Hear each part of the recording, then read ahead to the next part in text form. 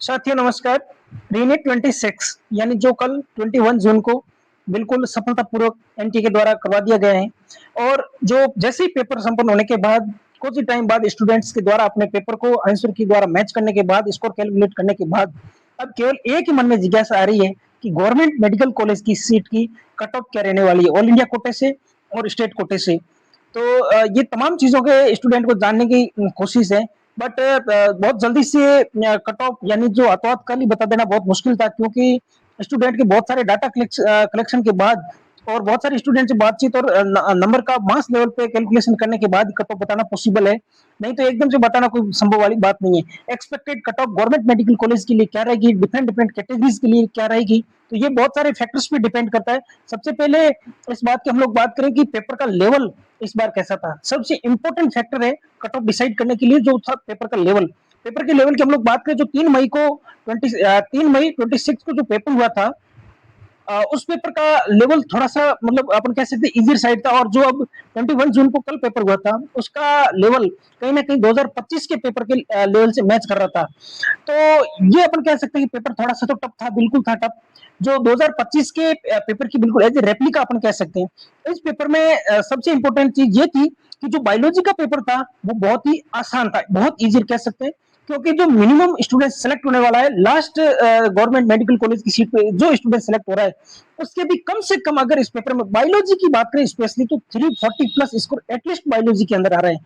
और जो मेन जो रोल प्ले करेगा कट ऑफ के अंदर जो बायोलॉजी है वही थोड़ी बहुत जो 2025 से इस पेपर में उम्मीद है कि कट ऑफ ऊपर जाने की कोशिश है। वो ये है कि बायोलॉजी ही इस कट ऑफ को ऊपर लेकर जाने वाली दिख रही है। दूसरी बात, नंबर ऑफ स्टूडेंट जो 2025 के अंदर थे वो लगभग लगभग इस बार भी सिमिलर है, स्टूडेंट का कोई ज्यादा फर्क नहीं रहा। गवर्नमेंट एमबीबीएस सीट की बात करें तो इस बार काफी कुछ सीटें इंक्रीज हुई है। लगभग लगभग 1000-2000 सीट की बात करें तो बहुत काफी कुछ ऑल इंडिया जो रैंक है उसके अंदर काफी फर्क आ जाएगा। और दूसरी बात करें तो टाइम टाइम लगभग 50 दिन एक्स्ट्रा टाइम मिल गया, क्योंकि जो 3 मई को पेपर हुआ था उसके बाद वापस रीनीट पेपर कैंसिल होने के बाद 50 दिन का टाइम मिल गया। तो इस 50 दिन में भी स्टूडेंट जो है जिन जिन स्टूडेंट का पहले सिलेक्शन नहीं हो रहा था या जिन जिनके एरियाज वीक थे उन्होंने काफी कुछ अपने आप में सुधार करने की कोशिश की। तो ये भी एक फैक्टर बहुत बड़ा हो सकता है। और पहली बात ये कि जो 12th स्टूडेंट है, 12th के बोर्ड देने के बाद जो मेन एग्जाम होता था 3 मई को, उसमें उनको कम टाइम मिला था और 50 दिन के अंदर उन्होंने बहुत बढ़िया रिवीजन कर लिया। तो थोड़ी बहुत कट ऑफ यहाँ से भी बढ़ने की उम्मीद है। अगर 2025 से एज इट इज अपन कंपेयर करें तो लगभग कट ऑफ क्या रहेगी, कौन से मार्क्स पे गवर्नमेंट मेडिकल कॉलेज की सीट मिलने की उम्मीद है। ये हम लोग बात करें तो अनरिजर्व कैटेगरी है यानी जो यूआर उसकी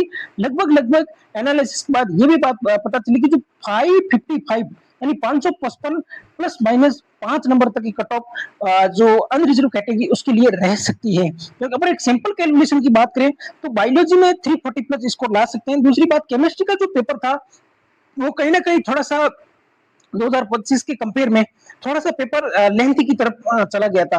उसके अंदर ऑर्गेनिक और फिजिकल के कुछ क्वेश्चन बिल्कुल कॉन्सेप्चुअल डाल दिए गए थे, इसकी वजह से थोड़ा सा केमिस्ट्री का पेपर लेंथी चला गया था। और फिजिक्स के पेपर की हम लोग बात करें, फिजिक्स का पेपर 2025 के कंपेयर में थोड़ा सा इजी पेपर था।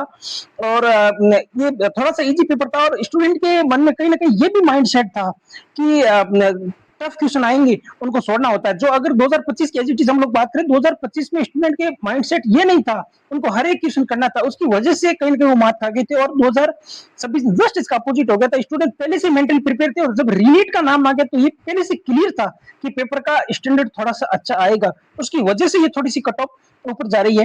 तो ये 555 प्लस माइनस 5 और 560 तक भी ये हो सकती है। ओबीसी की बात करें तो वही ओबीसी और जनरल की जो कट ऑफ है लगभग लगभग सेम सी है, 555 प्लस माइनस 5 की हम लोग बात करें। ईडब्ल्यूएस के अंदर ये थोड़ी सी कम आ सकती है, एससी के अंदर 460 प्लस माइनस 10 तक की जा सकती है और एसटी के अंदर 435 प्लस माइनस 10 ये कट ऑफ। और दूसरी बात, ऑल इंडिया कोटा रैंक की हम लोग बात करें तो इसके अंदर कौन कौन सी कट ऑफ या किस नंबर तक ऑल इंडिया कोटे की बात करें तो अनरिजर्व कैटेगरी के अंदर 29,000 तक मिल सकती, जो पिछली बार लगभग लगभग 27,000 रैंक तक यानी 26 पॉइंट कुछ थी, तो 27,000 रैंक तो पिछली बार अगर मिली थी तो ये 2,000 रैंक का कहीं ना कहीं जो चेंजेस आ रहा है वो एमबीबीएस की सीट मिली। और इस बार एक नया एम्स और खोलने की उम्मीद है, तो वहां लगभग लगभग 50 सीटें वो बढ़ रही है। और अदर स्टेट की गवर्नमेंट मेडिकल कॉलेज की सीटें वहां पर बढ़ रही है, तो उससे भी कहीं ना कहीं 2000 ऑल इंडिया रैंक तक का फर्क आ सकता है। लगभग 29,000 से 30,000 तक लगभग लगभग उम्मीद है कि वहां से गवर्नमेंट मेडिकल कॉलेज मिल जाएगी अनरिजर्व और ओबीसी के स्टूडेंट को। दूसरी बात करें ईडब्ल्यूएस की बात करें, लगभग 33 से 34 हजार तक इनको मिल सकती है ईडब्ल्यूएस के अंदर। और एससी और एसटी की बात करें तो एससी की लगभग लगभग मान के चले 1,47,000 तक एससी के स्टूडेंट को गवर्नमेंट मेडिकल कॉलेज की सीट मिल सकती है।